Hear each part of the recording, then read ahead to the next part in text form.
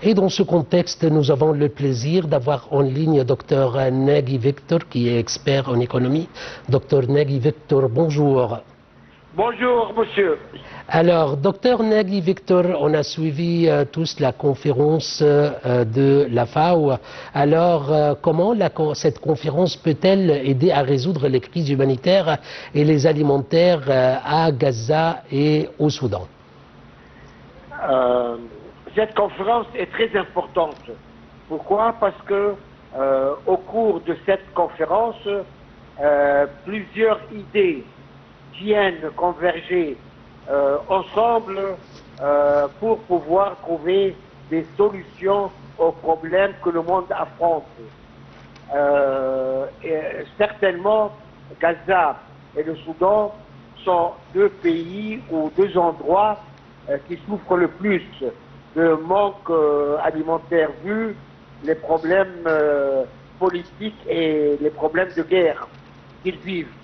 Et l'Égypte est un pays qui a déclaré à travers son Premier ministre plusieurs fois que l'Égypte soutenait et solidaire avec le Gaza. D'ailleurs, on a envoyé toutes les aides et les munitions et les denrées alimentaires qui sont arrivées à Gaza. 80% de ces aides proviennent de l'Égypte. Donc l'Égypte a soutenu Gaza jusqu'à présent par 80% des convois alimentaires, médicaux et autres vers Gaza. En même temps, le Soudan, c'est dramatique. C'est vraiment une boucherie qui se passe là-bas, au Soudan, et l'Égypte intervient avec tout son poids politiquement et essaye de trouver une solution pour réconcilier les deux parties. Et en même temps, l'Égypte n'arrête pas d'envoyer des denrées alimentaires et recevoir.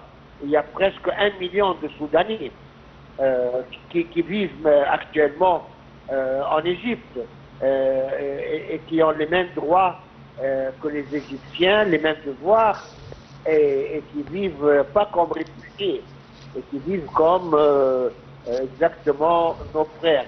Ils ne sont pas considérés comme des citoyens du deuxième degré. Bien le contraire.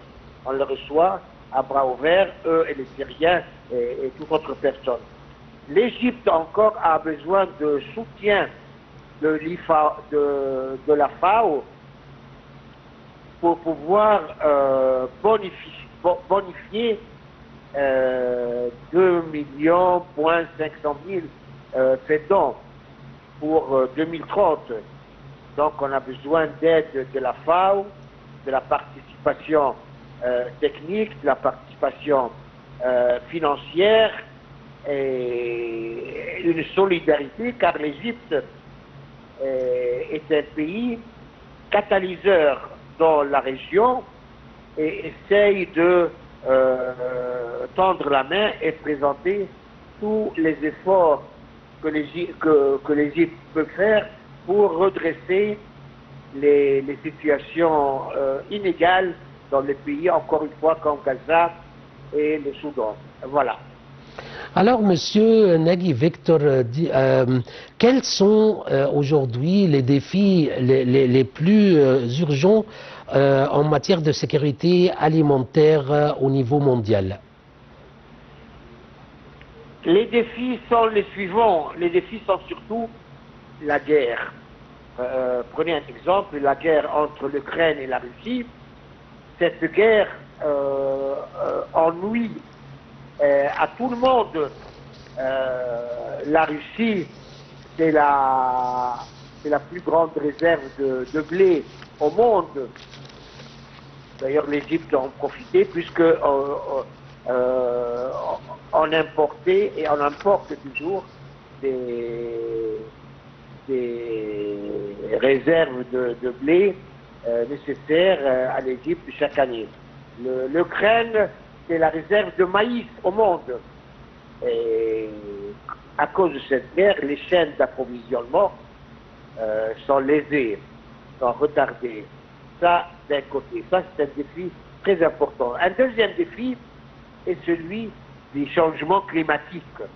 Les changements climatiques font en sorte que le temps n'est plus le même, les saisons ne sont plus les mêmes. Le temps pour planter certains